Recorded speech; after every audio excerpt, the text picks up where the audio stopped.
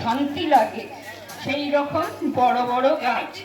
সেই গাছ কেটে মানুষ ফার্নিচার বানাচ্ছে, সেই গাছ কেটে ঘর বাড়ি তৈরি হচ্ছে, তাদের জানলা।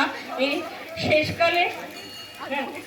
শেষকালে কিছু না হলে তারা গাছের গায়ে পেরেক পিটে তারা বিজ্ঞাপন দিচ্ছে।